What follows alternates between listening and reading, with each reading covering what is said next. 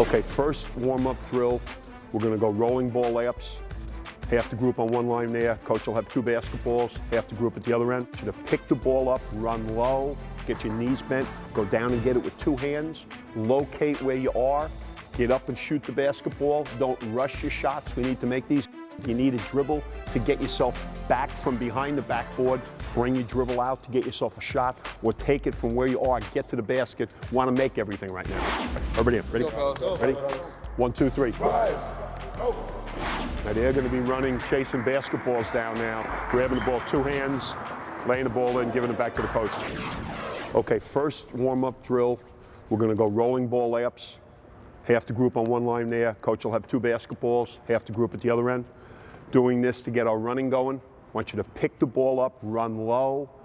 We had a couple of incidents last night where we didn't get down to get to a ball, get your knees bent, go down and get it with two hands, locate where you are, get up and shoot the basketball. Don't rush your shots. We need to make these. If you need a dribble to get yourself back from behind the backboard, bring your dribble out to get yourself a shot, or take it from where you are, get to the basket. Want to make everything right now. Want to make everything. We're going to go about a minute on the right side of the court, and then we're going to switch and go to the left side. Everybody in. Ready? Ready? 1, 2, 3. Okay, now let's go get them. Here we go, guys. Now they're going to be running, chasing basketballs down now, grabbing the ball two hands, laying the ball in, giving it back to the coach. Get to the ball. Got to run lower. Got to run lower. Get to it. Jason, don't bounce it, lefty. Jason, outside hand. Elijah, bounce it with your outside hand.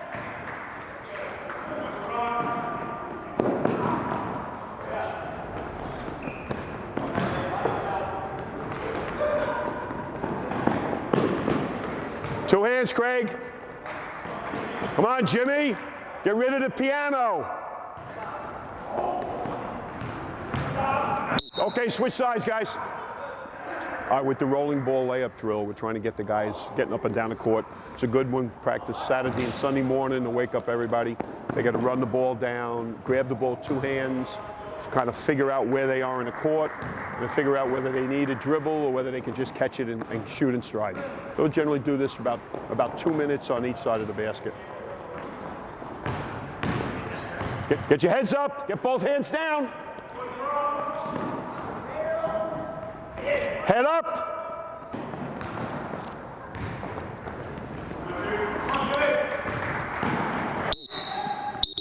Carolina. Let's start one ball, guys. One ball. Scott, coach will hold the other ball right now. Look, second ball, coach has got.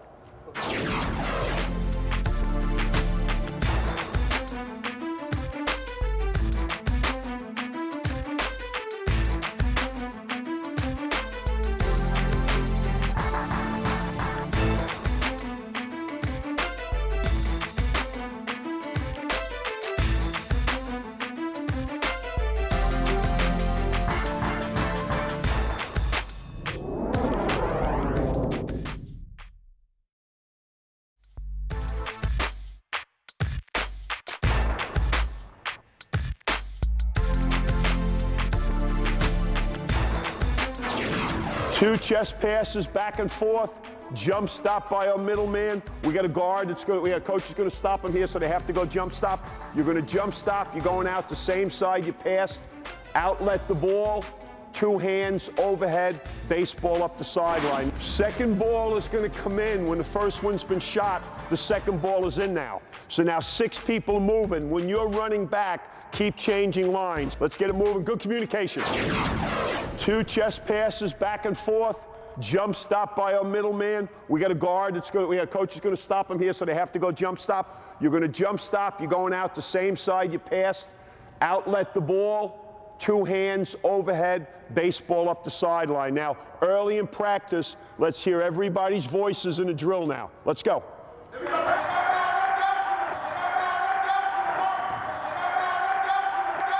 Two-hand outlet, baseball up the sideline. Cameraman ought to watch out now. There's no baseball players in this place right now.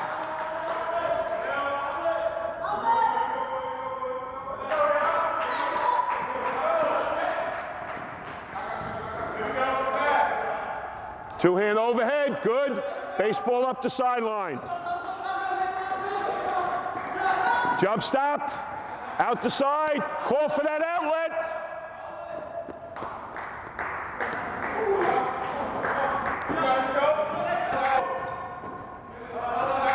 All right, now put the second ball in over here now.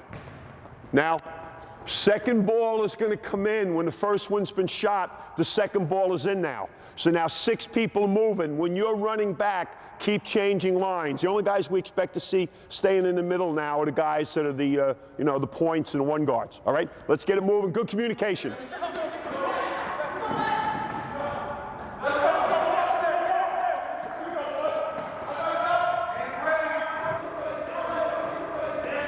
Talk.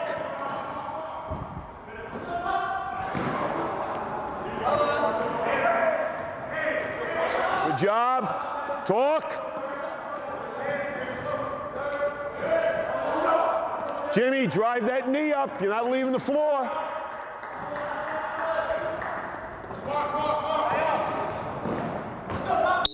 Okay, hold up. Hold up. All right, circle again, guys. Good job with that.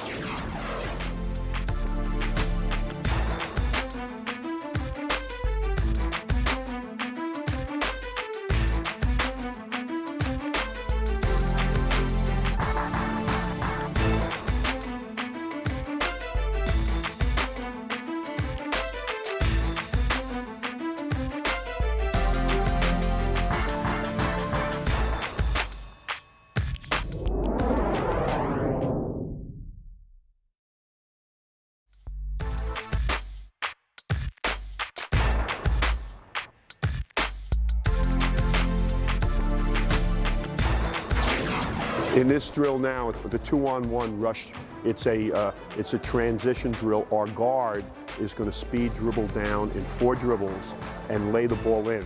The player on the outside line is going to chase him. They're going to try to knock the ball away with the inside hand. When they get to the foul line area, if they're not able to catch him, they're going to take the ball out of bounds.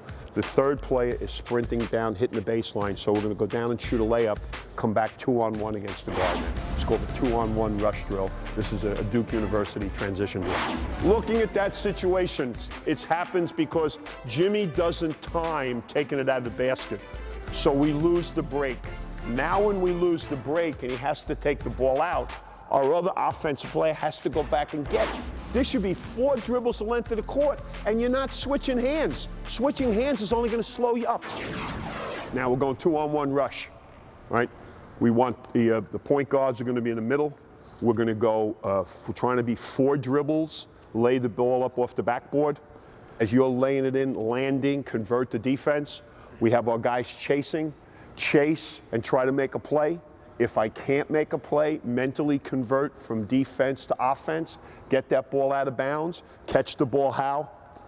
Sideways, weights on the right foot, be ready to throw a baseball pass. Our other guy, all out sprint, hit that baseline, expect to get a ball that's going to be thrown right to that elbow on the way back now. All right, we want the guards to get there in 4 dribbles. We'll go about a minute or so with the ball in the right hand. They'll go to the left hand. Now today, I want to still inbounding the ball from the same place. I want to look at that today. So as we're taking it out now, even as we're chasing, when we take the ball out, I want you still running to here so that we can still take it out on the same side right now. Got it? Okay, let's go. In this drill now, the 2-on-1 rush, it's a transition drill. Our guard is going to speed dribble down in 4 dribbles and lay the ball in. The player on the outside line is going to chase him after he crosses this white line on the court here. He's going to chase him and try to chase him from behind. Show the hand you're going to chase him with right now. The closest hand. What hand are you chasing with right now? He's got the ball in the right hand, so what hand are you chasing with? They're going to try to knock the ball away with the inside hand. When they get to the foul line area, if they're not able to catch him, they're going to take the ball out of bounds. The third player is sprinting down, hitting the baseline, so we're going to go down and shoot a layup, come back 2-on-1 against the guard now. It's called the 2-on-1 rush drill. This is a Duke University transition drill. Okay, ready, guys? Here we go.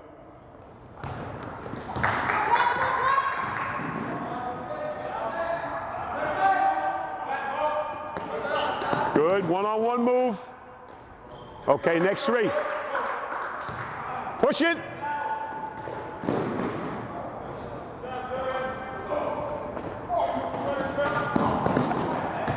Jordan, it hit you. It hit you. How do you not get that? Touch, touch. Touch. Come on, Jimmy, time it. Now you got to come back to it. Now it's 2-on-1. Make him guard you. Now, looking at that situation, it happens because Jimmy doesn't time taking it out of the basket. So we lose the break. Now when we lose the break and he has to take the ball out, our other offensive player has to go back and get it. He's got a button, he can go back and get it. Now when he gets it, he can't cross the court to throw backwards. He's got to play this player one-on-one, attacking him, and allow that guy to just get into the play naturally. When you brought it across and gave it to him, you allowed the one defender to guard both of you. Come on, you're in the outside lane. Keep your outside lane. All right, running down, left hand. Here we go.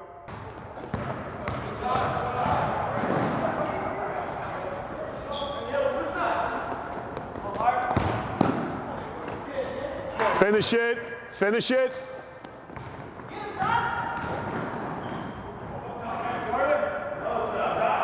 Good. Go get it, guard. Jordan, my God. Obviously, no two-hand touch in Jordan's passed. Get it out, Dirk. Get it out, Dirk. Come on back. Come on back. We got to improve this. How many dribbles that time? 5, and he put it, his 5th dribble, he put it on his inside hand. Go again. Got to work on this. There's got to be something we're doing every day. Out in front of you. You think about the tournament in Florida. We haven't done enough of this. Elijah got run down in the tournament there in an important play in the game, and it was a relatively close game. We got to work on this every day. We got to get this guy in before practice, pushing the dribble out. This should be 4 dribbles the length of the court, and you're not switching hands. Switching hands is only going to slow you up. Let's go. Push it out. Push it. Push it. Wrong leg. How about that?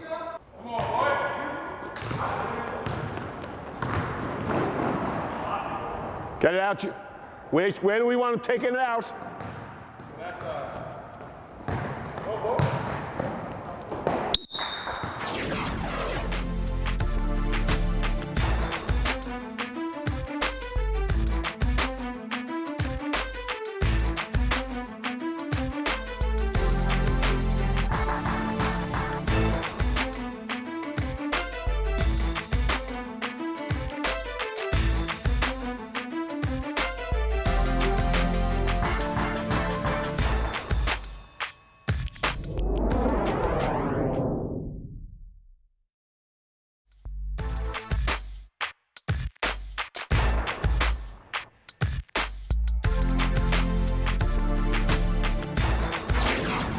One-on-one full court defense, beat your man. Here's the criteria. I've got to turn him 3 times, right? If I turn him 3 times, we're going to switch at the other end. If he beats me and I recover and I get back in position, we'll switch you. If he beats you up the sideline, come out of your stance, get in front of him. If the defensive player on the ball now, his eyes should be on the middle of the body. Switch it, good. Okay, let's go stance now. Coach has got the ball on the baseline. Coach got the ball on the baseline. Here now, one-on-one in the box. Beat your man now. One-on-one full court defense, beat your man. Guys, what are we doing? Half there, half here. Now here's our criteria. Here's the criteria. I've got to turn him 3 times, right? If I turn him 3 times, we're going to switch at the other end. If he beats me and I recover and I get back in position, we'll switch you. If he beats you up the sideline, do what? Come out of your stance and run where? Get in front of him. If he's beating you middle, do what? Everybody chasing. All right, we're chasing from the middle. We're trying to beat him and get back in control from the sideline. Now, contain. Listen, we're not playing tomorrow, so we don't have to be super aggressive. If this was the day before a good team were playing, we'd be up attacking on that first dribble. Today we're working on containing first dribble. All right, let's go.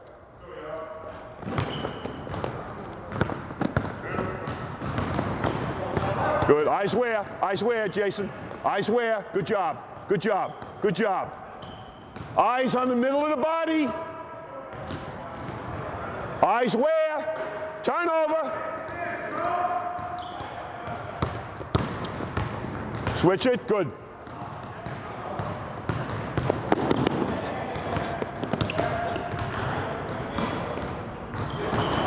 Derek, stay down, Derek.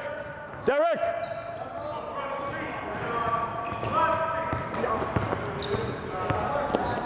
He's playing. Rashad is playing the ball, coach. He's not playing the middle of the guy. He's shaking the dribble, and Rashad is flying back and forth.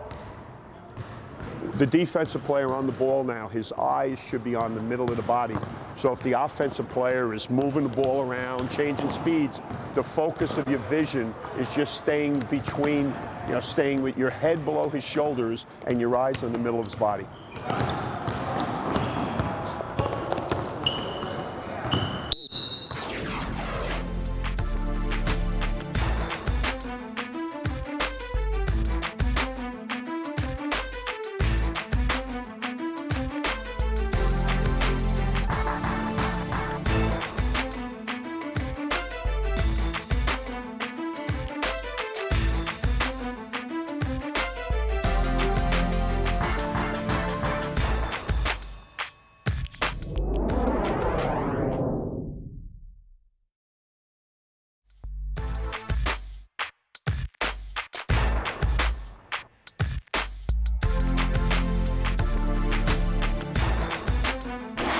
That's a quick little blockout drill that we do that Bob Huggins does at West Virginia.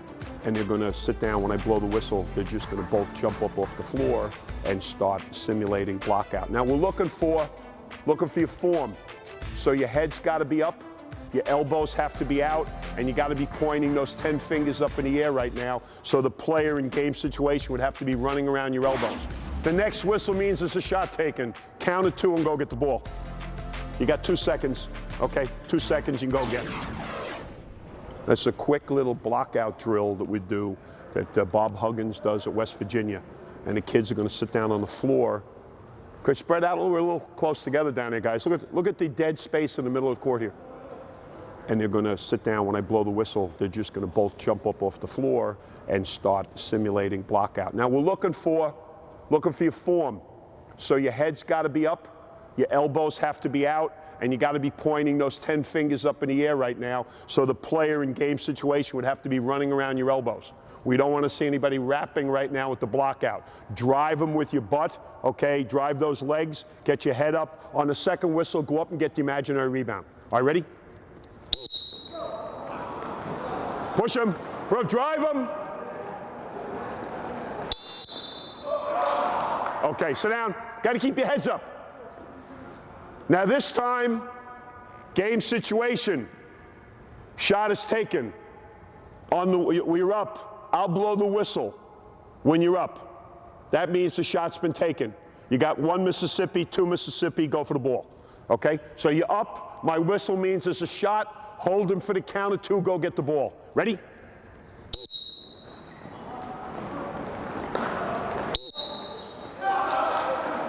All right, sit down. That's remedial. Remedial. Sit down.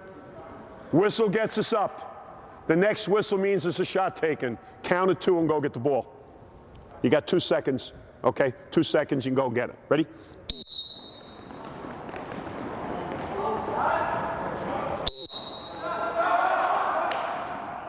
Okay, one more time. Heads up. Drive those legs.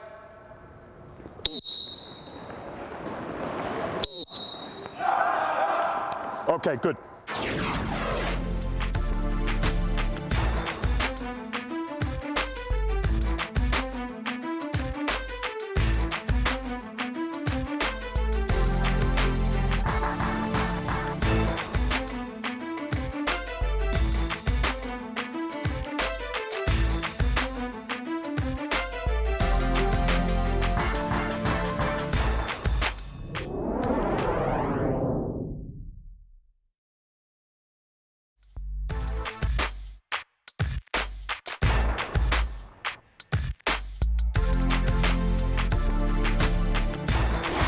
Okay, 5-man fast break. We go down 5-on-0.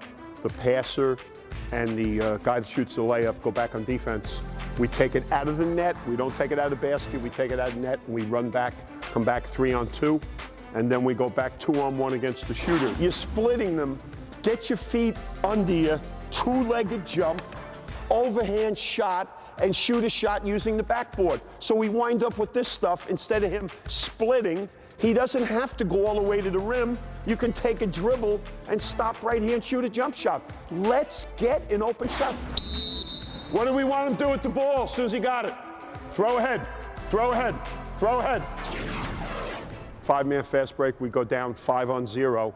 The passer and the guy that shoots the layup go back on defense.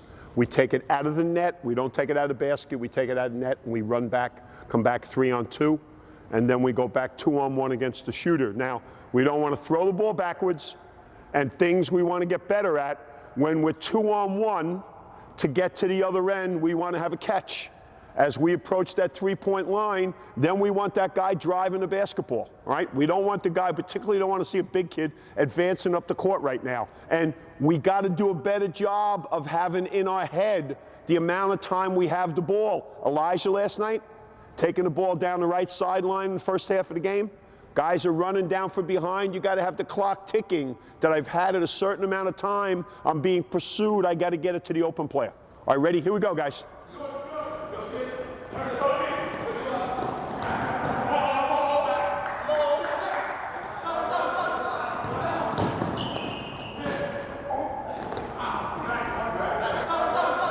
Wide.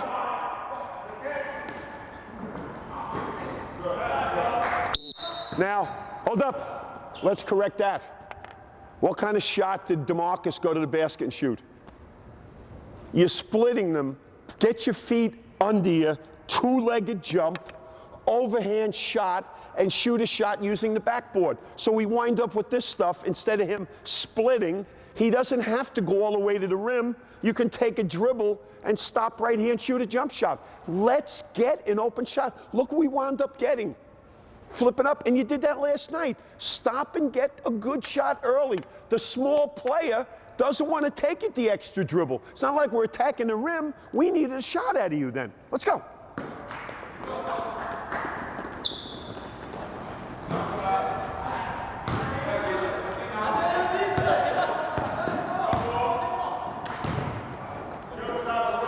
Don't fade away.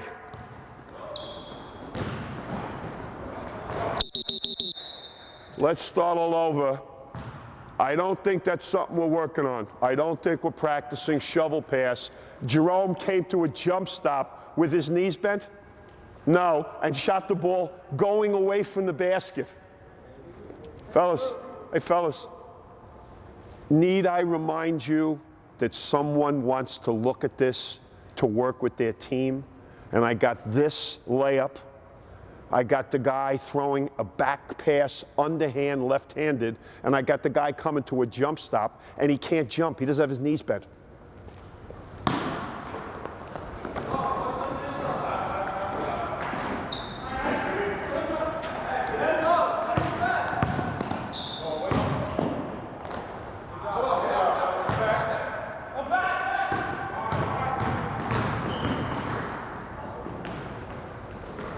Next group.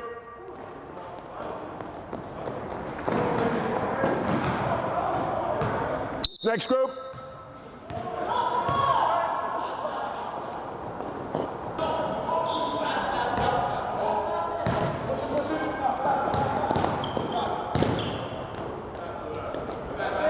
Get wide.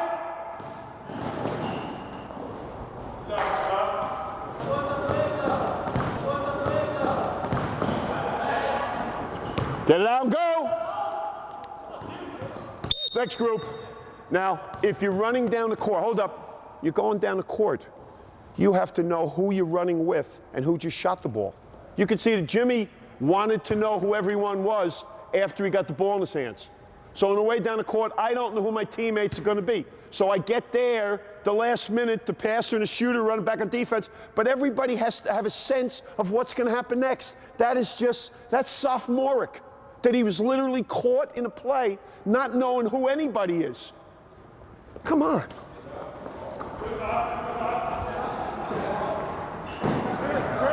Greg, shoot the ball there.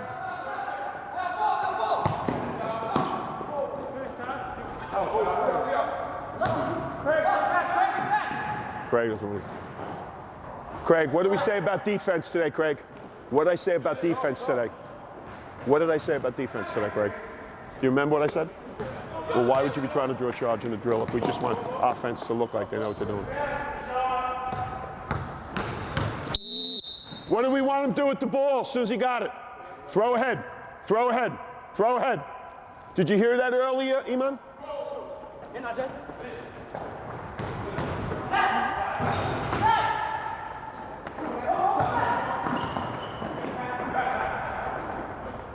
Get wide. Good job, good job. That's fundamental.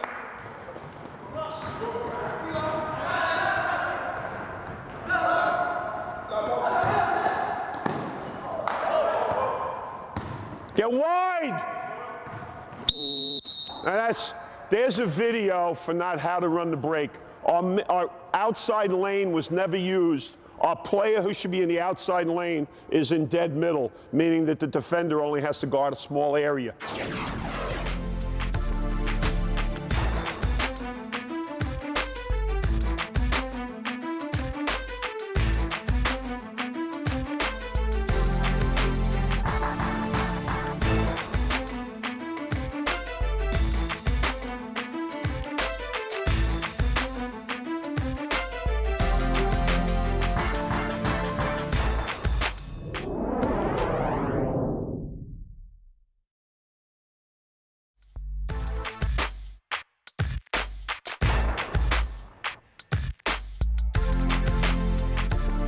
All right, now we're going to go 3-line warm-up, half court. I need a ball on the baseline here, a ball on the baseline there.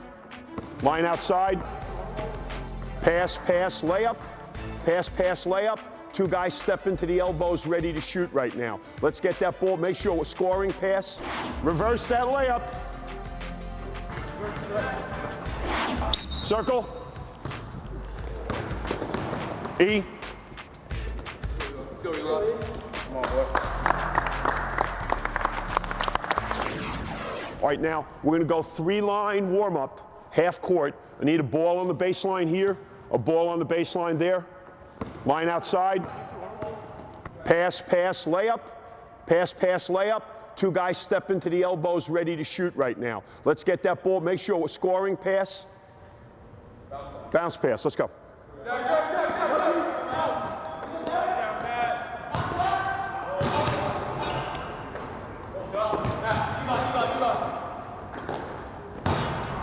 Come on, Elijah.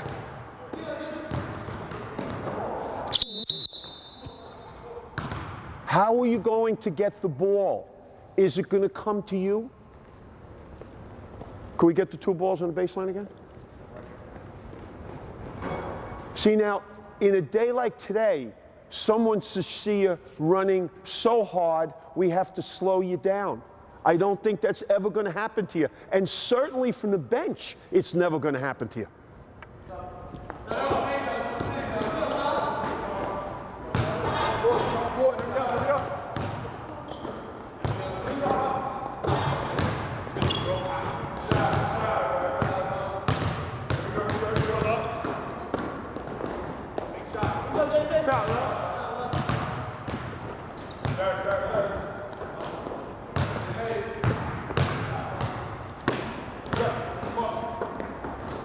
Let's reverse that layup.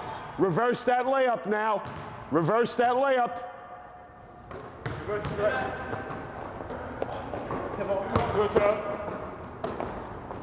job, Jerome. Shot, Bob. We go, knock down.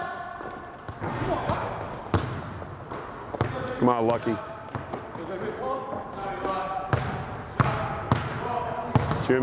Jimmy, you're up. Get off the court.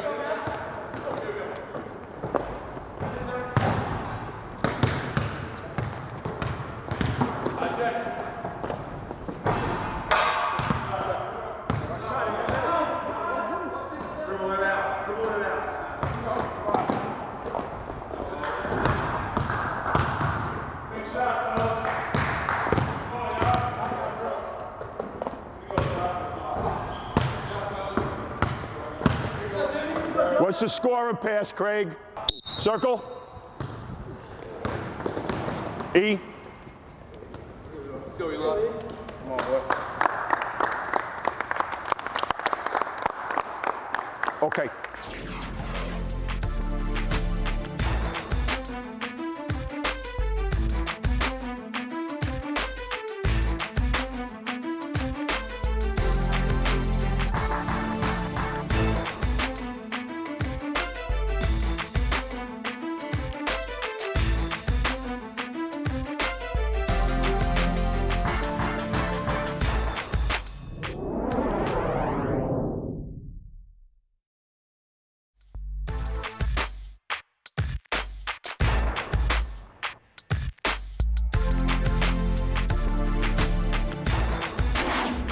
Pass drill, okay? Starting from side out.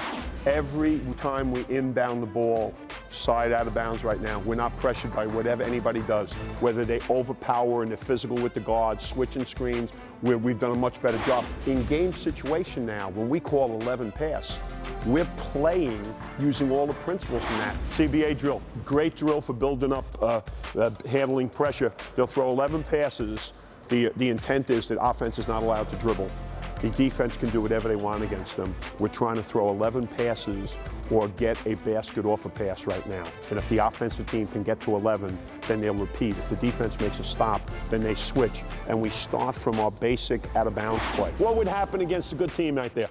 That we're putting ourselves pinned on the baseline and being trapped. That ball's got to be going side to side. Let's go, wake up. Your man just jumped out and switched it. Where do you go? Right to the ball. You slip it. Unless he left you and you're going to get a layup. You can't cut away from the ball. You've got to make a move to help your teammate. Now we'll go full court, got one dribble. Good, good. Now you got the dribble to improve passing angles. Good, moving. They doubled. You have to be behind it, or if his shoulders, you see what happened to him that time with shoulders, then you got to come right behind it here and right here. If he can't get back to you because of pressure, you got to be right here to get it. Let's catch it. There's traffic. Catch it. Pull it to here where we can do something with it. Don't leave it there where it's exposed. You've got to get your body down, try to step by it, step through it, step around it, pivot. You're buying time. You're just standing up straight. 11 pass drill, okay? Starting from side out. Big improvement every time we inbound the ball. Side out of bounds right now. We're not pressured by whatever anybody does, whether they overpower and they're physical with the guards, switching screens, we've done a much better job. Now, one thing we want to get better at is that when they collapse the play, and we're in the 11 pass now, okay, in this drill we're fine now because we're doing a better job without a dribble. In game situation now, when we call 11 pass, we're playing using all the principles from that. Now that resulted in a couple of great back screens yesterday. Tyon had one. Who set the other back screen for a layup yesterday? Lucky had one. We had two layups off back screens because the post guy, when he didn't get it, stepped out. We got good ball reversal. We got the shots. What we want to do now in this is now I want the defense to gamble a little bit more today. If two people are relatively close together, go run and double. If the ball is on the sideline, a corner, on a pass, go trap it. Let's see how we handle now the defense being a little more aggressive. So it's 11 passes or a layup. Red's got it out first. All right, the other guy's off to the side. 11 passes. Now, the intention in the drill is Ed Wisselinski. CBA drill. Great drill for building up, handling pressure. They'll throw 11 passes. The intent is that offense is not allowed to dribble. The defense can do whatever they want against them. We're trying to throw 11 passes or get a basket off a pass right now. And if the offensive team can get to 11, then they'll repeat. If the defense makes a stop, then they switch. And we start from our basic out-of-bounds play. So we run a side-out box play. The defense can switch. Now, on this, we can switch them. We can switch screens. We can do whatever they want. Make them have to read what we're going to do. All right, and we're working on 11 passes, and our other group is counting on the passes, 11 passes or a layup. If there's a stop, we switch the groups. If not, you guys will keep it a second time. Here we go. Ready?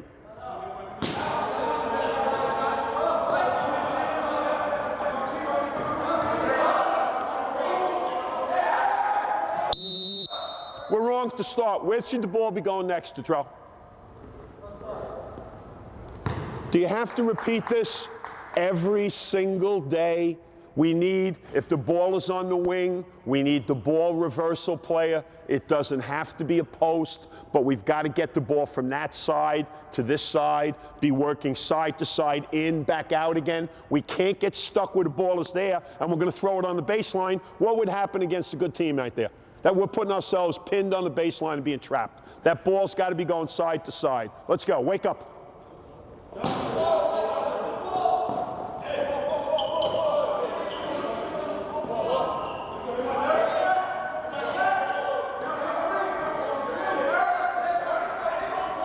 Bend those knees.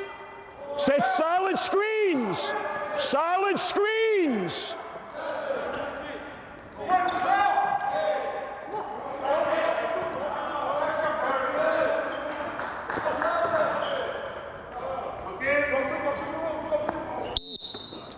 Elijah's got to become a better teammate.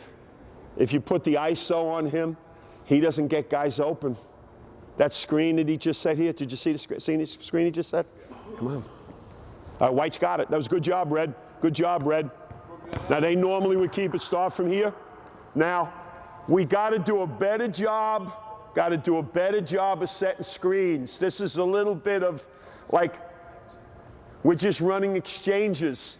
We're not screening. We got to read. How many guys in that last possession can tell me they read what their man was doing when they come off the screen? Doesn't that tell you a lot? You've got to know when you're coming off that screen, is he trailing me and I'm curling? Was he left on a screen? I'm popping. He's cheating it. I'm fading. All right, now we can't use the dribble right now, but every screening situation you got to read. Our screener is making a move based on what the cutter is doing. I don't think we're doing that well either. Our energy is great. What speed are we playing at? We're too fast. Got to slow down so we can read what people are doing. All right, here we go, White.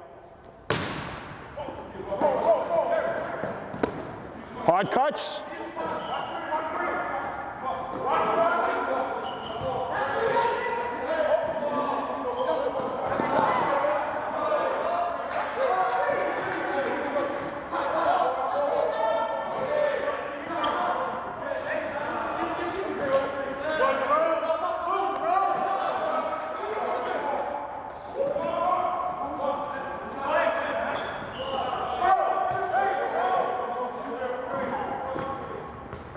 Okay, switch it.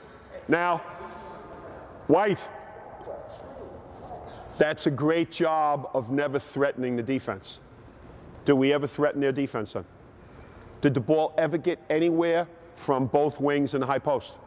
We didn't even get it to the high post. We never threw the ball anywhere in the lane area the entire time. So what we did was, we made a lot of passes, but did we simulate what you want to be able to do in a game? We never got a guy off a screen wide open. We didn't communicate. We never filled middle. Did we ever look at a cutter? Did we ever give and go with a guy like the first pass, Jerome threw a pass, and the most dangerous player on the floor is the guy that just gave the basketball up. What was the speed on your first cut? You just jogged through. You got to cut. You got to cut hard so that your man can't do anything but guard you. It can't be in a position where he's going to help. And if we do this, they'll be like us. We'll make a hard cut. And what will the guy do? He'll leave the midpoint and do what? He'll keep running and we'll open up the basket area. But we can't do it if we play at that speed. We're not going to get ourselves open. All right, take it side out. Let's run a check. Check it this time.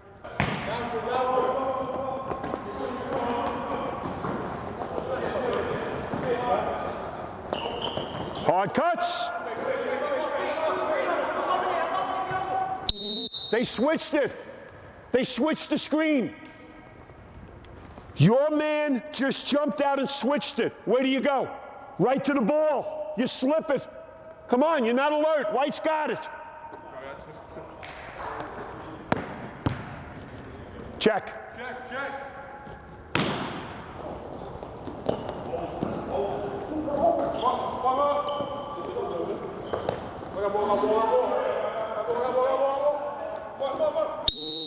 You come off the screen. What's your rule? When you came here, he was keeping you from catching the ball. What happened on the first possession of the game against Nia when Jordan got here and took away first pass? 3-point play. What did Jimmy do when he overplayed him? Starts going out away from the basket. Back cut and clear the area. Take it out again. Check.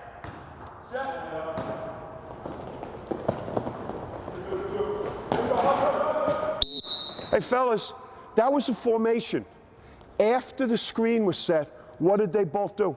How could you wind up? If both players were here and we said he went off the screen, were you on this side of it? Then you're slipping, but to help him, not to go there, to receive the ball. What's the other play doing? Making a move to help his teammate. Both guys again.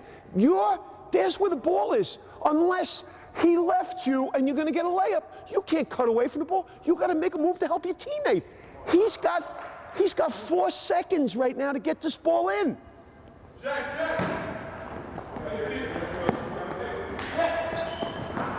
Face, face, face.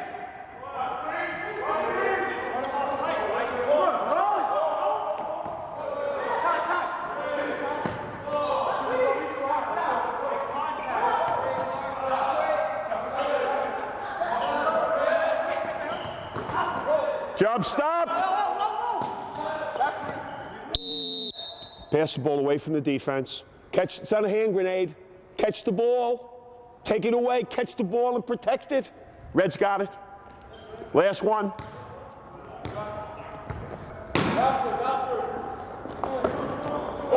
Oh, take a look at him.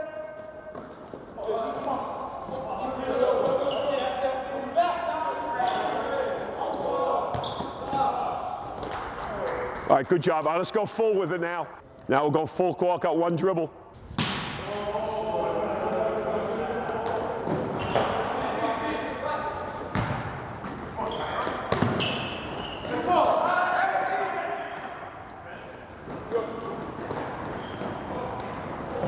Good, good. Now you got the dribble to improve passing angles. Good, moving.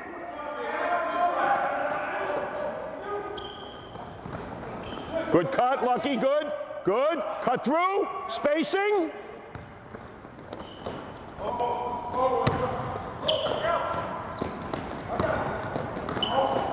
I can't, this is not high school though. You can't come off the screen and do this. White ball under. White ball under, you got to come off that screen. When you caught it and help defense was coming, you've got to have the ability to hit that man's man. You committed yourself to just flipping it up underhand. Can't do it. Square, square, pressure it, square. Face, face, Jimmy, face.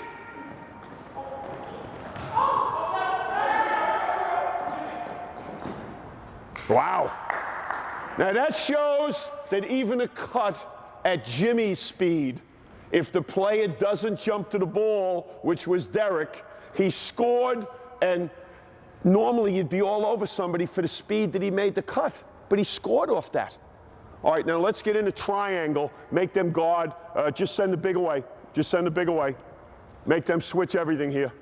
Get the third guy in triangle out near the circle. No, elbow, elbow, circle. Elbow, elbow, circle. All right, make them switch everything.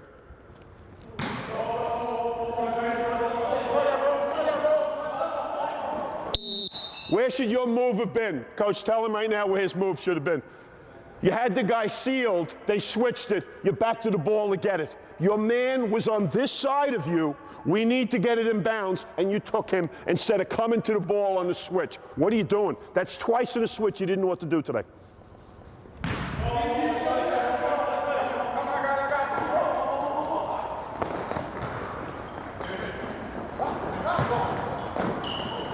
Now, Lucky, did they double team? Get out of there. You're there in case there's a double team. There isn't. Up the floor. Take him out of here.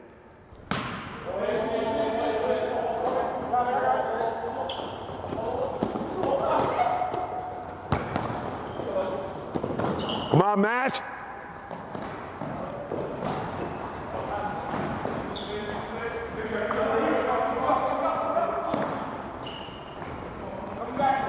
Got him. Good job, Eric.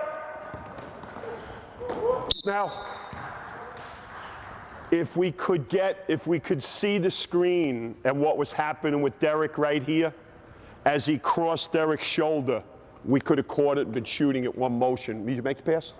It's like it's a step late, or he lays it in.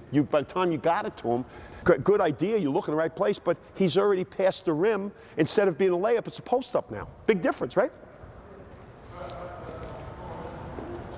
Triangle. Start again. Start, Matt. You're the opposite guy, just screen up. And then he's screening for you. Come on back, good. Face, double. Now, they doubled. You have to be behind it, or if his shoulders, you see what happened to him that time with shoulders, then you got to come right behind it here and right here. If he can't get back to you because of pressure, you got to be right here to get it. Again, come on. You see that, could he give it to you that time the way they trapped him? Then you got to get behind him and help in the other spot.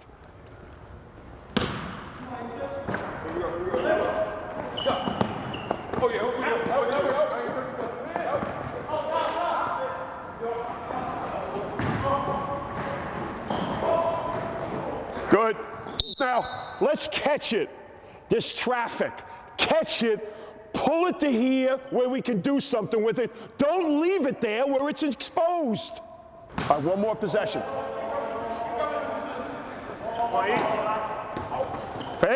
Face.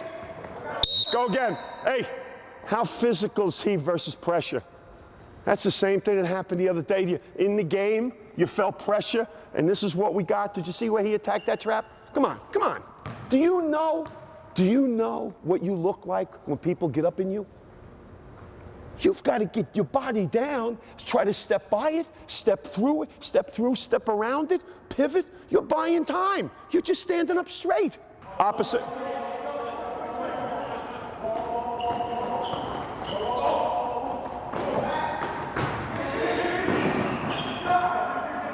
Take it out there, last one. All right, this is the defense gets a free shot. No dribble, 5-on-5 full. Last one, no dribble. No dribble by the offense. Let's go.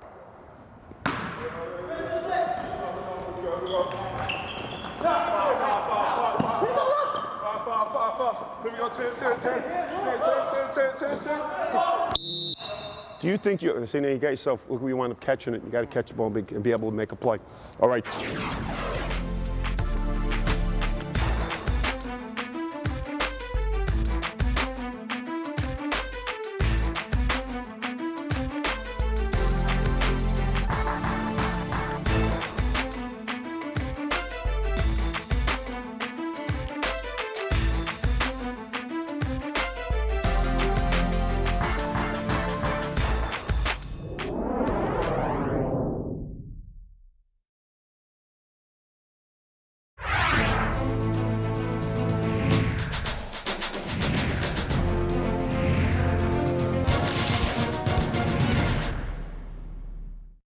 Now here's the difference in being a good player right now. When your man passes, you jump to the ball, you're the basket protector. We're looking for deflections, kicking the ball, making that one pass, and the offensive player is attacking under control.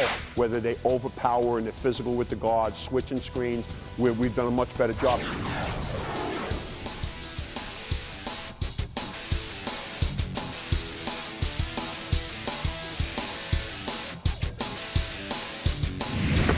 Okay, 2 feet, powered up, go through. Power step, undercut, I'm first guy here. That gives him room to take topside. Bend your knees. Bend your knees and chin the ball. Either side that he goes, we're ready to move. Above your man in the post. All right, now we're ready to play.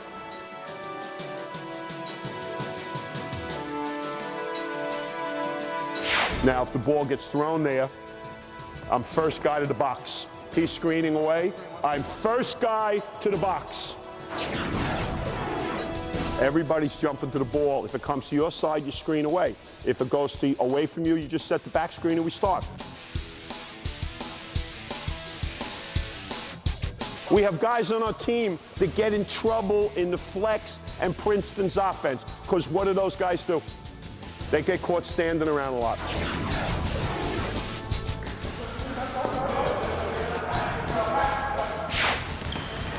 Straight up and down, keep your follow through up.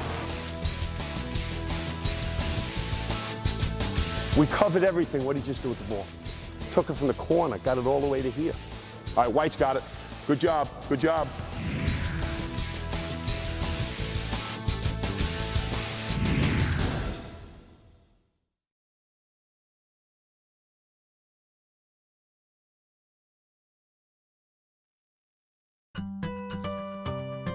Hoop Group has been running camps for, it might be 50 years now.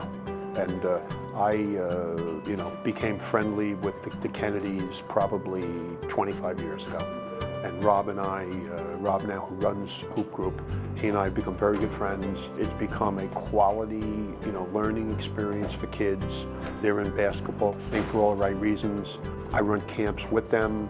My kids play in tournaments that they run. Many of the people who have worked there are true basketball people, and I've really enjoyed my relationship with them and hope to be able to, continue to do things with them. So I'm very excited that they're involved with us in this, making this video, because they're people that want to see basketball played the right way.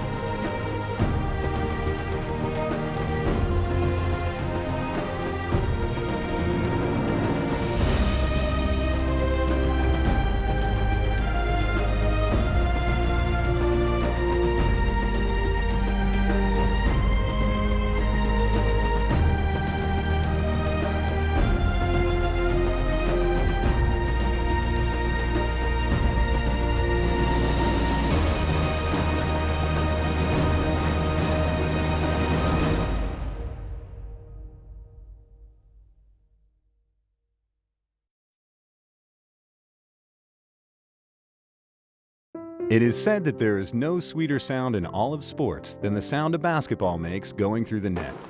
To some, it's just the sound. To others, it represents the culmination of many things that extend well beyond the parameters of a court. Years of practice, coaching, and hours spent in an empty gym extends beyond the physical act and creates individual confidence off the court. Make a single jump shot, and some might say you're lucky. Make a few in a row, and some would say you have skill. But with practice and hard work, discipline, and teamwork, what once seemed like luck, with time will become habit. That's what many would call the shooting touch.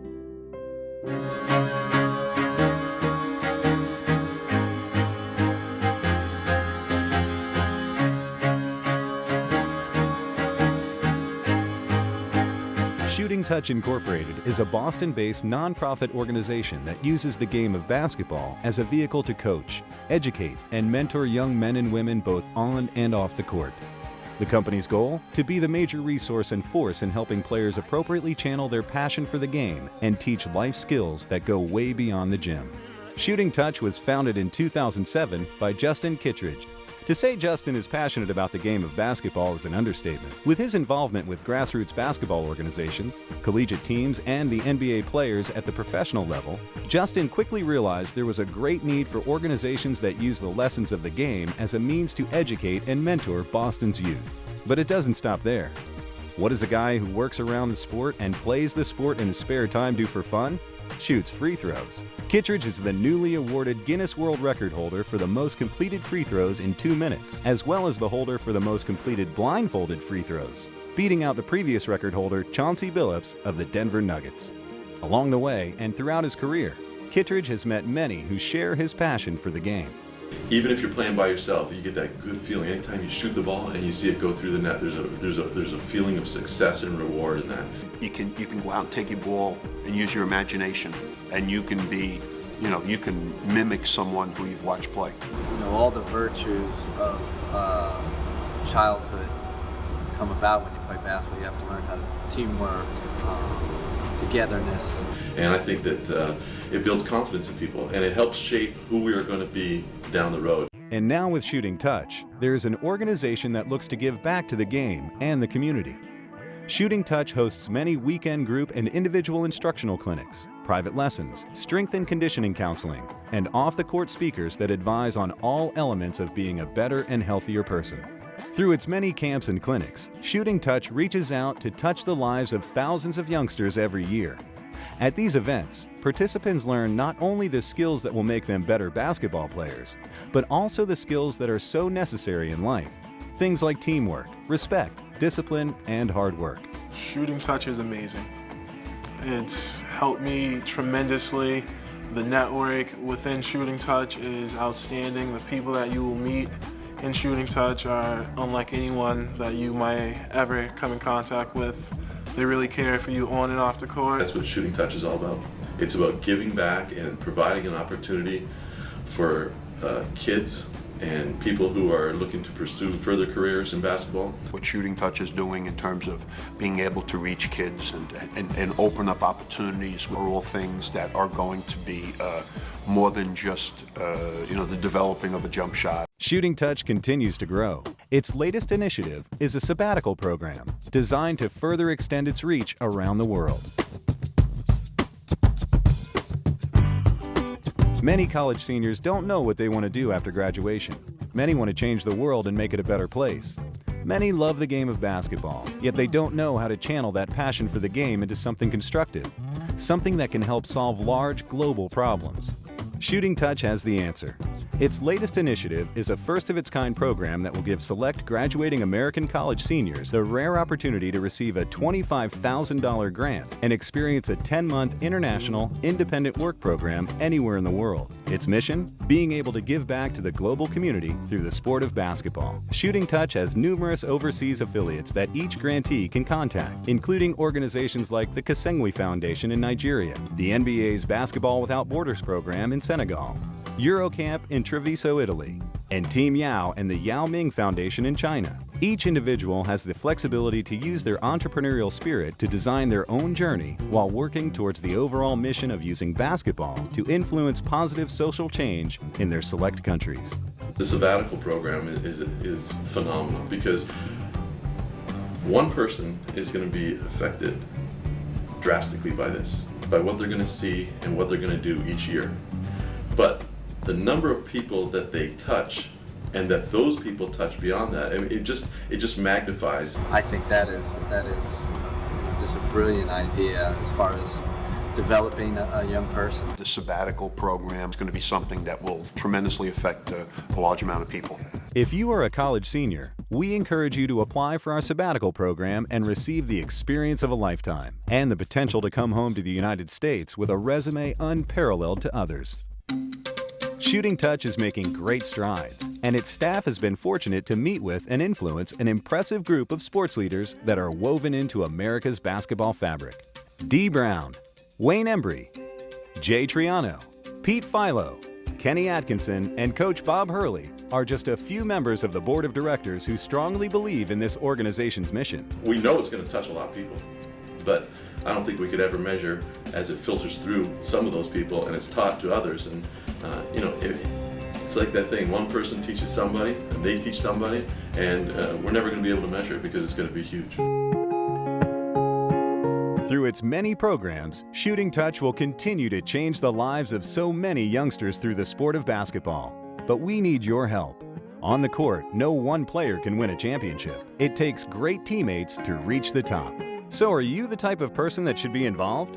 If you love the game of basketball and you truly believe that this game can reach, affect, and positively contribute to the lives of others and help change the lives of kids all around the world, then Shooting Touch is your answer. Help us make a difference and join our team. Help others develop the Shooting Touch.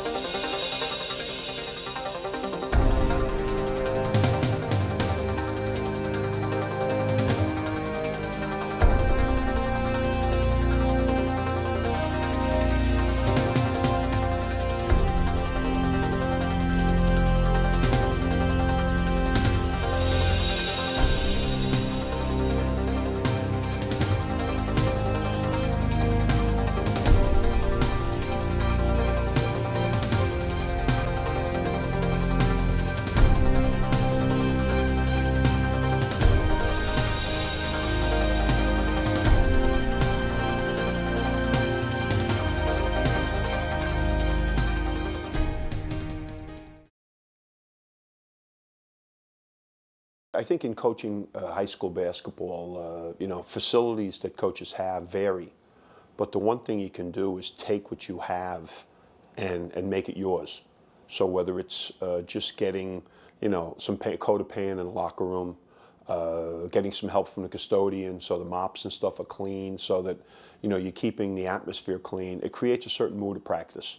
If you've got 6 baskets, you want to make sure that you've got all good rims up. You want to have some breakaways on your side baskets. Those backboards should be painted. The rims may need to be occasionally to be replaced or painted. Fresh nets up. I think there's nothing worse than coming into a practice or coming into a gym and see that side baskets don't have nets up. You're creating a certain atmosphere of this is our place. This is going to be a tough place to play in. And we're proud of it. And if we're proud of something, if you're in your house and you're proud of the way you live, you wouldn't have, your kitchen wouldn't be a mess. So the same thing holds true with, your basketball facility. When you've gone through your preseason, which is 16 games, and for us 6 scrimmages, you're trying to get certain things in. Conditioning is very important. You know, you got to get your basketball team in some shape. You know, you're not going to play well late in things because you're still working on conditioning. Defense will be ahead of offense. You know, you stress the fundamentals. You're trying to bring new players along, trying to get the older players to adjust to different roles. So a lot of things go on in that first period of time. And then when the season starts and the lights go on, you don't know what you have until they start playing. And maybe about 10 games in, you start to gain an identity for what your team is going to be doing. And most of the time, 10 games in, defense has been dominant and now offense is just starting to catch up.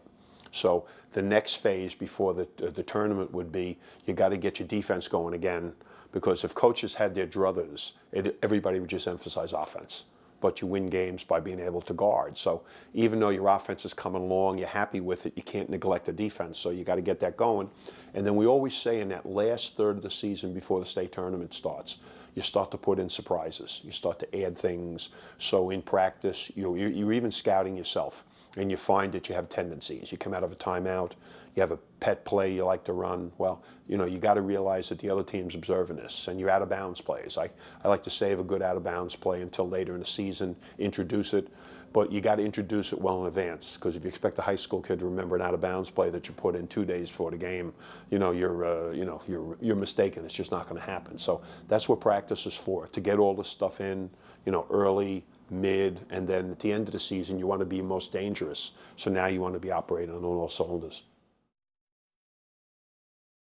There's a desire we have to make something right. So you're in practice and something's just not going well. And we get stubborn and we want to get this thing done. But when you sat down to write your practice, you wanted to cover all the phases you thought were important. And if you stay long on something just because you're stubborn about getting this done and you're not getting it done, you got to look at yourself as a teacher and say, I just didn't do a good job with it today. I'll come back to it tomorrow.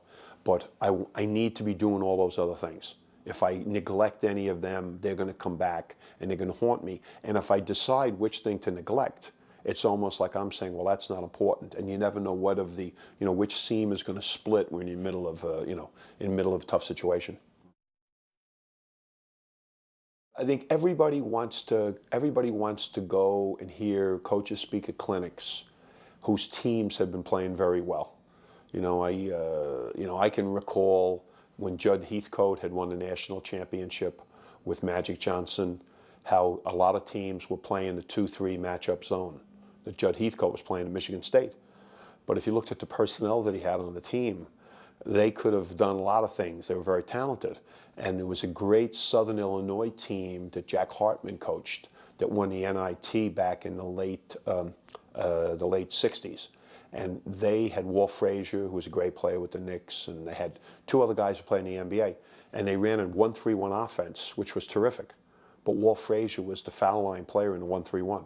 So the ball was going through Frazier quite a bit.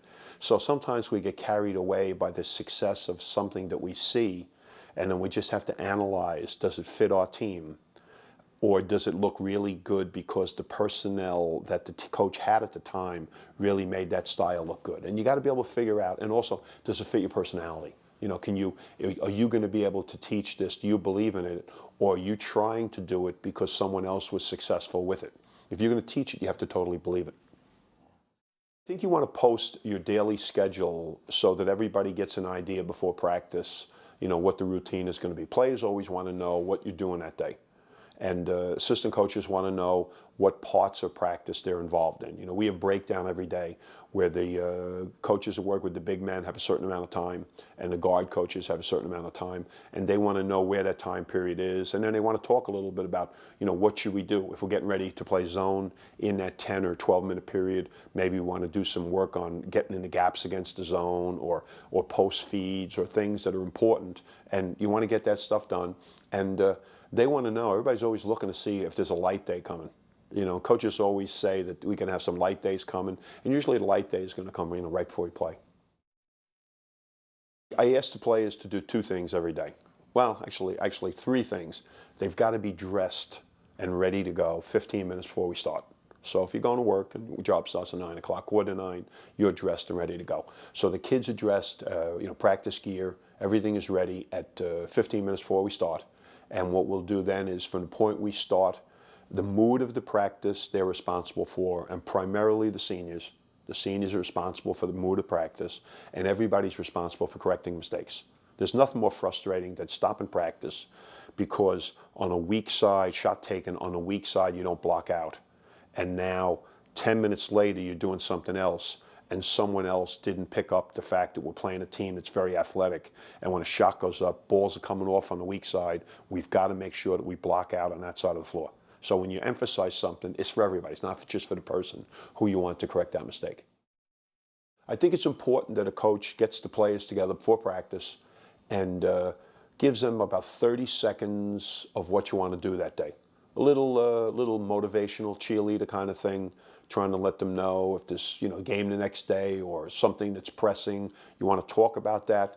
Mention something from the previous day about, Johnny had a good day yesterday. He's really he's been practicing better. His playing time is going to go up, and then you get going. And then at the end of practice, John Wooden used to do this, and John Wooden, obviously one of the greatest coaches in any sport of all time. John Wooden used to have a meeting at the end of the day and always end on a positive note. Now, I try to do that. I'm not always able to have that positive meeting at the end, but I try. And I believe that Coach Wooden was great for a lot of reasons, one of which is trying to find, when you've had a bad practice, trying to put a positive spin on it at the end before they go home. So we try, but I don't know that I always succeed with that. This is something I think we really aspire to do, is get everybody for the first 15 minutes practice, particularly on the morning practices and weekends, that everything you're doing in the beginning of practice, you're talking during stretching, when you're warming up and you're throwing passes. When I'm throwing a pass to somebody, I'm calling his name out. If I make a pass to somebody and shooting a layup, I call his name out. Shoot John, shot John, shooting drill, shot Tony. You're talking the whole time so that when you have to start communicating defensively, anything else you do during the day, you kind of broke the barriers in the beginning of practice. And also something that I think is current, I heard Coach say this probably about 10 years ago. He thinks it's a great tool for all of the coaches in the first 15 minutes of practice to say something positive about each kid in that 15-minute practice, 15-minute period. So as the kids are warming up and the kid is really running hard, or he's, good off his feet, or he's throwing sharp passes, he's really into it, you say something to him, and you want to get everybody in that, because God only knows how many times after that 15 minutes you may not be able to say anything positive. So it's nice to have a couple of positives on account before you start to, break them down a little bit. When you're structuring your practice, you want to be able to get into practice. You want to put yourself in the uniform of the player. And you don't want to put them in a position where you do things defensively for long periods of time, particularly in the early phase of practice. So if you want to work on blocking out, do that about 4 or 5 minutes. Then from blocking out, you could go into something that might be a passing drill, or a shooting drill, or a fast break drill, and go from rebounding into rebounding and outletting it and get into the next step. And then from offense there, next thing might be closeouts, or it may be defensive stance, or maybe guarding the post, or helping recover. You go on to something that's difficult, and you alternate during the day. And if you do a good job of teaching it, and this I've gotten from Phil Martelli from St. Joseph's, he puts down 5 minutes in his practice plan for the particular thing, but he knows that he's going to use 4 minutes in the drill, and 1 minute is going to be getting into it and getting out of it to the next thing. So you're kind of using 4-minute segments during the day in a 5-minute thing that you budget for, and you want to go on and hard, easy during the day. And the only time you kind of stretch it to up to 8 to 10 minutes is when you start to go to shooting, or to go to breakdown stuff where you're working maybe with the guards at one end, the big men at the other end, or when you start doing team stuff later on. Like if you're going to work on zone offense, maybe you need an 8-minute period of zone offense. Or you're facing a team that's going to press you, you might want to do a 4-minute press drill, and then maybe you want to do 4 minutes of press offense or press defense. So you're combining two things, but not really stretching it past that 8 to 10 minute period. I think now more than any other time, when people talk about the modern kid is a kid who doesn't know how to go out on his own and play. Most games are organized for him. I used to say a long time ago, the evil of Little League baseball was it was taking kids away from organizing baseball themselves. They went to their Little League games and they went to their practices, and you only get up 3 times. And if you only got 2 or 3 swings in the game, maybe you weren't developing as a baseball player unless you were also playing a lot of outside baseball too. Same thing holds true in basketball. If you're not in the rec gyms and you're not in the park playing, and if you're not working on your individual stuff, then just playing 5-on-5 is not going to be good enough. It's going to take you to a certain place, and then you got a point where you have to refine your mistakes and correct mistakes, and that's what practice is going to be for. The teaching part of practice is, your team is going to get better from the beginning of the year to the end of the year. But why shouldn't you also try to get some individual players to be able to get better at things individually from the beginning to the end? Because now, exponentially, your team will get better, because if the individuals have also corrected the mistakes and the team plays better as a group, then you'll even be more difficult to play against at the end, because there'll be improvement across the board. You start off and you say to the kids that the atmosphere that they're in, that coaching is the highest form of teaching. And what we do every day is on display, regularly before big crowds, and that the poise and things that we develop at practice will be seen in the game, or the lack of poise will be seen in the game. So as we're going through stuff at practice, you're pushing the players to initially, in the beginning of practice, it's the warm-up period where you're warming up, and finally get to a point where you can no longer consider practice warming up, whether that's 15 minutes or 20 minutes of practice. You now have to be doing everything at game speed. And now as you're doing at game speed, even though you're doing things at game speed, they have to be done correctly. So you're continuously making observations about what they're supposed to be doing. And in order to get the true competition out of kids, we put in a thing called validation, which is done by Coach Wahlberg, who's up at the University of Massachusetts. He believes in finishing all drills and taking a kid and having the kid validate the drill by shooting a free throw. So whether it's internal competition, maroon versus white, trying to see who can make the most jump shots in 4 minutes, or it's some skill drill where there's competition, you're keeping score on the clock all day. I think you're also getting the kids to be mindful of what's going on up there in the clock. And at the end of the drill, there's a winner and a loser. And you're rewarding success. You find that your better players are always involved in a lot of the winning at practice. And kids with some talent who are heartbreakers are the ones that are generally pretty good, but their team doesn't win enough because there's something just lacking there. And then maybe in the course of all this competition, kids understand that it's a team sport, and your success is going to be predicated by the team's success. And if somebody is a great player, it'll be reflected by how well he makes the other players play, not by what his individual statistics are. This is Coach Knight speaking now.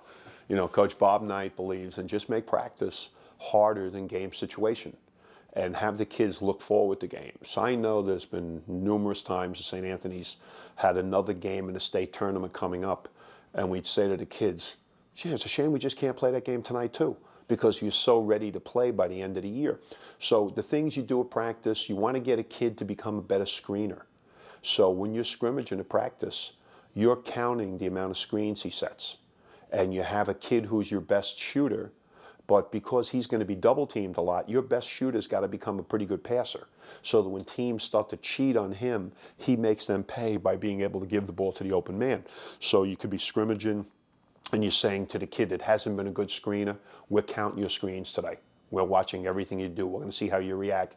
And you tell that kid the phrase that always helps is the more screens you set, the better shots you get. So the kid is saying to himself, oh, okay, if I set a lot of good screens today, then I'm going to get myself some pretty good shots because my man is going to have to help on a good screen. That may free me up. And with the passer, you're explaining to the passer all the time, a team is never going to be successful when a good scorer can't get the ball to the open man when the other team starts to cheat towards him. So when your team's leading, your best offensive player is also a good passer, then your team becomes very hard to play against. But I think what Coach Knight wants in all this stuff is that you do all these difficult things in practice, so psychologically when a game comes up, you're not worried about a game. You really have this feeling that we practice really well and we do all of these innovative things so that when a game comes around, we're ready for anything the opponent's going to show us. From the very beginning of the season, the day before a game, do you want to have a good practice the day before a game, run them to death so that you're ready for the next day? Or do you trust where your team is and back off them a little bit so that the day before they save a little energy and they have a little morphine game day. You know, I think young coaches, and I did it myself, I know I did it myself, have a tendency the day before a real big game to try to reinvent the wheel. And you stay on the floor longer than you should. And if you're introducing anything new the day before a game, that's sending a message to the kids that maybe what we were doing before wasn't good enough. Here we are trying to do something now we don't normally do. And that usually doesn't work. And I think what happens is the day after a game, regardless of how regardless of how the team played, you've got to particularly gauge, if it was a road game, what times the kids get home. And I always say to the assistant coaches, how do you feel today? And the guys will say, wow, that game was such a good game. I was all worked up. I didn't get to sleep early. I'm dragging a little bit. So I said, well, we're going light today because you can only imagine how the kids feel today if we're this tired. And then as the season goes on, you start shortening practice. You know, you start the season and we'll practice 2 hours. If we're doing a good job at the end of the season, we're an hour and a half with a lot of emphasis on shooting. A lot of the live stuff we start to take out because we were concerned about injury. We like where they are. We maintain the same intensity, but probably for half the time that we would normally. And then at the very end, when you get to the point where you're playing the big games at the end of the season, your team gets so fine-tuned that it doesn't do anybody any service to practice just to practice. We've had days when we've practiced for an hour the day before a state championship game because we were ready and we knew that staying longer wasn't going to accomplish anything. And in fact, you're risking injury, and sometimes you're just practicing for the sake of practice. They'll be fresher the next day if you shorten it. In terms of what kind of basketball conditioning coaches are inclined to do, I think sprinting is a part of practice, and you have to have some sprinting in every day. But I think there's a lot of things you can do. You can do offensive to defensive conversion and vice versa. You can do things at practice with the ball. You know, you can do some full court, speed dribbling. You can do some chasing the dribbler. You can do things where a ball is related. And I don't know a person in the world who isn't affected by a ball being involved. I always tell a story to coaches about Jerry Rice. His 40 time was not supposed to be so good when he was, timed at the NFL Combine. And I think we're still waiting for the first defensive back to catch Jerry Rice from behind. Because when he had a ball in his hands, he ran much faster than when he was on the running track. So I think when you do the ball stuff at practice, I think the kids don't know that it's really running hard. They know there's some ball involved. And the mood is a lot better than saying to kids, all right, let's line up. We're going to run suicides, or we're going to run sprints because I'm not happy. Do a fast break drill, or do some full court defensive stance. And you can do some things where the kids won't necessarily know that you're unhappy with them. They'll think just part of practice. I think what you want to be able to do every day, if the staff consists of a head coach and an assistant, then one takes the guards and one takes the big men. And you want to spend about 10 minutes a day working with them separately. So if you're coming up to play a game where you're facing a good post player, you may want to be really working hard on being able to get your defenders around in the post. You're facing a team that's going to be trapping, so you could be working at the other end with your guards on handling traps. So there's things you'll want to do. If you're facing a zone team, you want to get maybe a little more shooting in the day before a game. But every day you get them together, you're working with something and the other coach is working. If there are 3 of you, I'm fortunate enough to have one coach is working with the guards now and one coach is working with the big men. So I'll just go back and forth. If there's only 2 of us, we'll take it 1 each. If there's more than that, then the kids have the benefit of a couple people working with them. And you bring your assistant coaches along when you give them the opportunity to run that part of practice. And it also helps with your voice being so dominant during the day, that it's not just your voice for that next 10 minutes. You can walk back and forth and kind of supervise, make your observations. And that's what football does. Football breaks down, they let their position coaches coach, and head coach moves around and makes observations. And in basketball, you certainly can do that. And we don't do it as much, but you can use that 10-minute period. And then if you have a little time between games, maybe extend it a little bit and go to 15 minutes. If you're doing a little bit less of practice, we do a little bit more with them individually. First of all, the whistle has to start everything you do. I hear people say all the time about they don't like to use the whistle at practice. Well, I don't know why. I'd rather blow the whistle, get everybody's attention. And we start practice with a whistle. I blow a whistle, and I point to the circle. When I point to the circle, everybody has to sprint to the circle. The last one in does 10 push-ups. If I just blow the whistle and I start talking, then the kids will all start walking towards me now.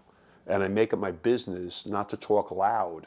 I'll say something and I'll talk progressively lower, which brings the group over to where I want them to be. And then we'll talk about something and we'll go back out again.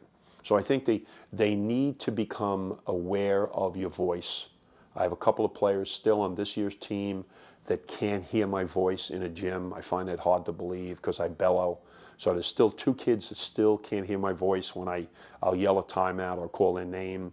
But there's 13 on the team, so there's 11 now. Unfortunately for them, they probably hear that voice in their sleep. If you're able to get 2 managers to practice, we have 2 kids that come to practice. One is helping us getting equipment out, putting equipment away. The other kid sets up the clock and operates the clock. And we'll use one manager during drills. He may be a passer, or if we're short a guy, then the manager gets thrown in. He can be involved in drills of practice. And the manager's usually dressed ready to do something in practice. And one manager will operate the clock during the day. And I'll just keep running over during the day and check my schedule and say, all right, this will be 4 minutes and start it now. Let's keep score. And if it's a shooting drill, we'll put numbers up. If it's a fast full court drill, we have to make a certain amount of layups in a certain period of time. They'll put the number up so the kids are working towards that number during the drill. And I think it really helps you for your home games because the kids, the comfort zone in just knowing where the clock is all day long and looking at the clock just helps you. To be able to tick off the time in your head is a great asset. But also being able to look up during the course of playing and see what's going on the clock, I think really gives you an advantage at home. I think it's very important that you do things on a regular basis to improve the player's basketball IQ. And I think one of the things to do is to regularly put some time up on the clock, put score, and let the kids play through a situation. I can recall my son Bobby playing for Mike Krzyzewski at Duke University, and I went down to watch practice in his sophomore year, I believe, and the first practice of the season, with about 15 or 20 minutes left in their first practice, coach put up numbers on the board like 89, 82, 3 minutes on the clock, and they played that right through until it was resolved. And then they talked about situations that occurred in that period of time to get the kids conscious of, what's exactly, what would be an appropriate thing. Miss a shot with 5 seconds left in the game. The other team gets a rebound with 4 seconds left, you're down 1, foul. Give a foul right away. Make them make free throws and get the ball back one more time and score again. So until everything runs out, you want to try to use every situation. You told the kids all the time about you reach a certain point in the game where you're leading, and now you say to the kids, the clock's the opponent now. And the kids now know that means they're looking at the clock, they have a lead, they want it to keep running. Whatever the score is, they don't want the other team to get any closer. And we're not going to try to run down the court and score quickly now. We're trying to run the clock out. And we'll only take layups when we're wide open because we want to make sure that we're running that clock out. As much as we talk about all the stuff we need to do at practice, bottom line still is got to put the ball in the basket. And if you're worried about your multiple defense, you're worried about playing all your defenses, and you're worried about doing all these things, and you're getting all this stuff in, and then you look at your practice schedule, and you haven't gotten enough time in with shooting, and then all of a sudden you watch your team, and like your guys aren't looking for their shot when they're playing because you're not shooting enough. So you're taking away something from them that they're going to concentrate on. And foul shooting particularly, you have to use it it's got to be used at different times during practice. It just can't be the last few minutes of practice. They've got all these different ways of doing things. I like the validation during the course of practice where every drill is ended with someone having to make a foul shot. He makes the foul shot, we're done. We go on to the next drill. He misses it, there's a penalty. Might be 10 push-ups, maybe 10 sit-ups. Could be a quick sprint down the court, but there's something so that the guy's going to the foul line and there is a little pressure on him. Everybody's talking, there's noise, and he gets up there and he has to nail a shot.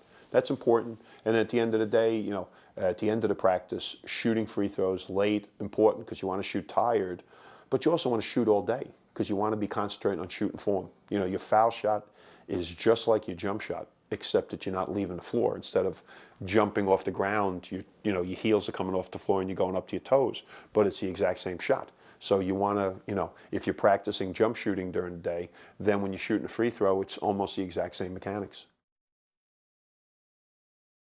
Well, during the course of the season, you want to look and say, well, what's the most important part of practice? Why do we practice? And I think the most important reason why you practice is to get better. So it's not to win games, it's to get better. And even when we play games, we'll say to the kids right now, yeah, we want to win because there's a score up there. But a lot of times the score is misleading. It doesn't necessarily reflect how happy you are with the performance. So getting better is what you're doing all the time. Team play, you're always concentrating during the season on becoming a better team. But at the same time, you can't not work on individual stuff. So individual skills during the season you must work on because you want to keep the individual kid sharp. And as we said earlier, if you have a kid who has a weakness, he should be trying to improve that weakness the whole season, where by the end of the season, he may still not be great at something, but it might not be apparent to someone scouting that it's a weakness anymore because he's done a much better job of, maybe it's passing versus pressure or post feeds or the kid getting the ball around the basket, having a move off both shoulders as opposed to be a righty who's just, turning off his left shoulder.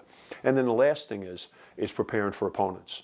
And people who become conscious of practice to get ready for opponents are like losing the reason why you're practicing. At the end of the season when you're playing games, you have scouting report, but you have scouting report in the beginning of the year. So I don't think you ever change the way you do things for an opponent. I think you're always looking to get better, and then you always want to make sure the team play is covered every day, but you don't not concentrate on individual skills. And the last thing is you worry about the opponent. If you give them too much credit, the kids become concerned about why we're putting so much time in with this. And if you don't give so much time to another opponent, you're almost saying to the kids, well, this team isn't as good. So you want to kind of be uniform in the way you do things. There was an old TV show on The White Shadow, which was about Carver High School from Los Angeles. And they used to come out and they'd have on, somebody had a baseball cap on, somebody would have an undershirt on, somebody was a skin, somebody had sweatpants on. They look like a bunch of guys in a tavern league. And what we want to do when we practice is we want to simulate what a college team looks like. So when they come into the gym for practice, there's a maroon team. If you've worked hard in my school, you have a chance to have a maroon shirt when practice starts. That might be the first 6 or 7 based on how well they've been doing. The other kids always come right in with the white shirt on, and everybody's dressed.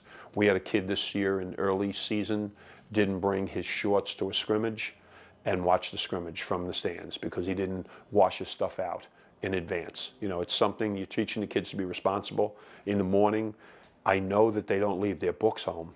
So if they don't leave their books home and they don't leave their lunch home, then they got to make sure they've packed their shorts, their socks, their sneakers, and their shirts, and they're ready for practice that day. And they're always ready for practice. You could have once in a while a kid could, something could happen. School was locked earlier. He can't get to his gear. So, you get through it that day, but it can't become a regular thing. It's got to be the discipline of everybody giving up their individuality to look exactly the same. And it also carries over. There's nothing sharper than watching a team come in. Everybody's shirts are tucked in. They look like a team. And then you watch a bunch of kids coming in and they just look undisciplined by the way, no one is holding them accountable for the way they, maintain their gear. When you look back at seasons, and I can look back on my life, and if you said to me what happened in 1974, I could tell you, what my team at St. Anthony's did that year. I could tell you what seniors were on my team that year. And when we talk about St. Anthony basketball, no matter what year we talk about, even if the best player was a sophomore, we talk about the seniors from that team and what kind of leaders they were. And did they ultimately play to their potential? One of the best teams my school has ever had was our 1982 team, which won the Hudson County Championship and lost in a state tournament. And most times when you lose in a state tournament, there's a feeling of just like it just comes to an end and you're kind of like lost in like a limbo. And we just thought that those kids were phenomenal and they had accomplished something. But in winning the county championship, they had exerted so much of what they had that there was almost nothing left after that. And that accomplishment still is one of the greatest things we've ever done. And I think during the course of playing, you're just going to look at them and say, what's their potential? Did they reach it? And the seniors are kind of responsible for, did that group reach their potential? Coaches will decide before the season who they want their captains to be. But there's natural leadership that exists, and it may take a while to figure out who the natural leaders are. I've always kind of gravitated towards game captains, and now I've drifted away from even game captains. We send different kids out before the games, usually substitutes, to talk to the referees and to meet the kids from the other team. And I'm more interested in the leadership I'm getting in school and in the locker room and on the practice floor than the conversation before the game with the referees. I think that's kind of, the kid comes back, he's a nervous wreck. I'll say, what did the referees say? And it'll be like 5 seconds of information. So for that amount, I think we can probably worry about, how well the kids are doing in school. Are we holding, if a senior's walking through school and a JV kid is acting foolish, can the senior say something to him? Does the JV kid respect him for that? Do I have to have a problem with that JV kid, bring him in and explain the pecking order in school? So with the responsibility of being a leader comes, you've got to behave yourself, because you can't tell kids what to do and maybe not necessarily do those things yourself. It's very important before the season that coach staff gets together, and I kind of suffer before every season with how we're going to play. I don't believe in playing the same way every year. Defensively, we kind of play the same, but offensively, I change based on the team. And I'm like, planning this like this is going to be, the world is going to be changed by how we decide to play that year offensively. So we get the staff together and we hash out the personnel, how we think the personnel fits a particular style, and we go into the season trying to play a certain way. But then we're not stubborn about that. If it's not going to work, we're ready to pull the plug and try something else. It's not, you can't have ego involved in how it's going to go. So I think that's very important. And then with the kids, I think it's really important that you have a meeting after the season where you give the underclassmen a roadmap for being successful. You can map it all out on paper, give them an entire routine, give them a schedule for weight training, tryouts for out-of-season teams, schedule for camps during the summer, all these things they do, and make them mindful of the fact that if they're in summer school, they lose the opportunity to work jobs during the summer, they can't go to camps, they don't have any money, they lose a lot of opportunities, and if they have a hard enough time in the 10 months during the school year, then adding 6 weeks during the summer means by September's rolling around awful quick. So that's very important, that you don't let kids have spring fever and academically drop a little bit at the end of the year. And then as soon as school opens, we get everybody together. And after we finished our summer, we congratulate the kids for everything that they've done. And then we put them on a plan where September and October and November, they're doing their weight training, they're getting SAT tutoring, if they're seniors, we're scheduling visits with colleges. Everything's organized for them. And then we give them what we think their role's going to be. And we try as best we can to play as many kids as we can. So if we have 9 kids that have worked extremely hard, and kids, like if you and another kid are good and you're splitting a position right now, then one kid shouldn't play 28 minutes and the other kid play 4. If the kids are both kind of comparable, you can't just decide, well, I like John better than Joe, so I'm going to play John the whole game and Joe's not going to play that much. If they're close enough that they're almost the same, then they ought to play about 14 to 18 minutes each, so that the 32 minutes is kind of divvied up, and it makes practices better. You're giving more kids a chance to play. More kids feel that opportunities present themselves. And now instead of having a 6-man rotation, maybe get to a point where it's 8 or 9 kids. And those kids and everybody else keeps working hard because they see there might still be a position where there's a job open. And you get matched up with the best kid on the team, and you're trying to compete with that kid, and you want to get playing time. Well, boy, you got to practice good because you're playing against the best guy. You can only now help us by making him work hard. And in making him work hard, we will see that, and we will reward you with playing time. I think to promote your program and to get kids recognition, if the media wants to come to practice, or if a college coach wants to come to practice, or another high school coach wants to practice, it should be open. and you make no, sometimes I apologize for them not practicing so well, because I want them to come and see something that's very good. But I'm sure when they go back to their practice, they feel the same way, that you can't always make young men act like they're older and understand the importance of every day, as John Wooden would say, making every day a masterpiece. So they can't always do that. Parents, the role of parents in high school basketball, many coaches have said this, and I don't know how far from the truth they are. It's probably best to coach in an orphanage. And if parents are involved in the program, I think they should be involved in the program from a distance.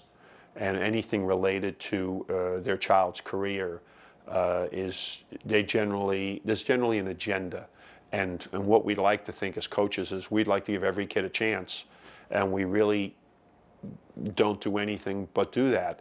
But if you're a parent and you're trying to, you're trying to promote your child, I can understand that, but it's not fair to the other kids. So we really, we very, very rarely have any discussions about playing time. And if the parents want to talk about things unrelated to their child's career, or if they want to come in and talk about something related to the college boards or making college visits or things like that, we're happy to help.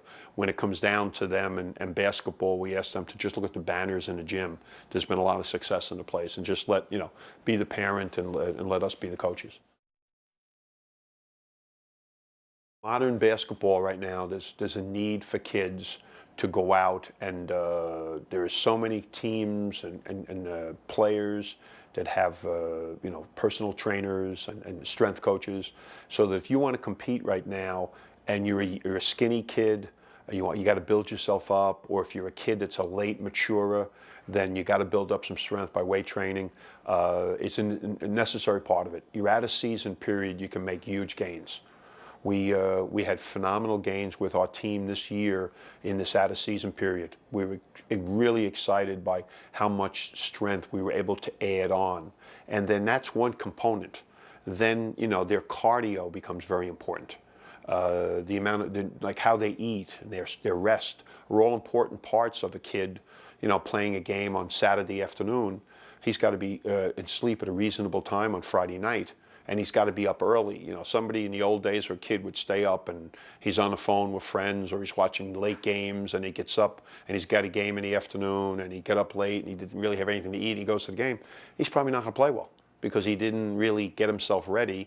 And we keep telling the kids all the time, if we have you on a curfew on Friday night, and we talk about what time you eat, and we go through all of these things, we're simulating what's going to happen to you if you're fortunate enough to play in college. Never had a player that was a game player, and hear people say it all the time, he just doesn't bring it to practice, but he'll be ready for the game.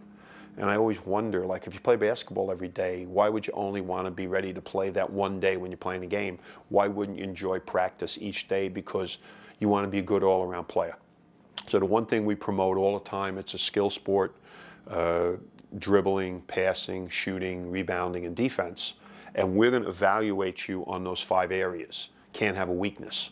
If you're fortunate enough to be one of our starters, you come into practice every day like a gunslinger. You got your maroon shirt on, you're walking in, you're looking around saying, all right, who's going to try to take my job today? I'm ready to keep my job. And if you're one of the guys on the white shirts, you're looking around for the weakest guy on the maroon shirt team. You're looking around saying, all right, I don't know, I don't like the way he's been practicing. I think that job might be open. I'm going after him today. So all of a sudden you have high noon in Dodge City, and we find out who it's important to. And if a kid, as I said earlier, if 2 kids wind up showing you on a regular basis that these 2 guys are becoming dead even, then you can start the senior and bring the underclassmen off the bench and go back and forth, and then the one with the most poise finishes the game. Or you can bring a kid off the bench to start the game because he gives you a lift, and the kid, after a few minutes in the game, you say to yourself, all right, get in. And all of a sudden your team exponentially is better because you had somebody coming in who's going to lift the team's performance by coming into the game. So it's practices every single day. You're trying to win your job. If you have a bad game and somebody has a good game, as happened to us several times already this year, when you come to practice the day after the game, if the guys finished the game with maroon shirts and played well, then the next day now, the pecking orders changed. Now there's 5 or 6 maroon shirts are the ones who had played well. And the phrase we always use, and coaches all over the place use it too, is you're only as good as your last game. So don't hang too much on a newspaper write-up from maybe early in the season and all of a sudden we're at the halfway mark. It's not necessarily something we're all going to remember. What have you done for us lately? And that thing of going into practice every day and competing and doing stuff and working to get better and understanding that a good player makes his teammates better, they're all qualities that give you the maroon shirt and keep you guys with the white shirts fighting to get those maroon shirts. And that competition carries over, so that if somebody gets injured and you put one of those other guys in the game, you're not taking somebody who you've neglected. You've left the jobs open all the time, and it's up for the kids to win those jobs. I think the big thing with, as a young coach is just getting comfortable in your own skin. You go out and you want to learn. I think it takes 5 years to get comfortable in who you are. The style you want to play. It's kind of based on the kind of kids you're going to get, your personality, and then education is ongoing. So once you're doing this and you have this opportunity to to affect lives and to be able to have success stories and do all these things you do, you want to be able to just look at this and say, well, I'm putting my imprint on this. And I want it to last a long time. I don't want a quick fix. I want something that's going to really, stand the test of time.